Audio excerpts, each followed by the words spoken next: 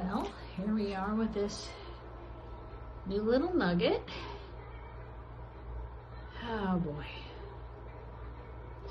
In her own way, she's actually oddly better off than Flo. I can't really explain it, but she's spry, and she has a great appetite, and she's able to jump up on her world's tallest bed. She's like Princess and the Pea right now.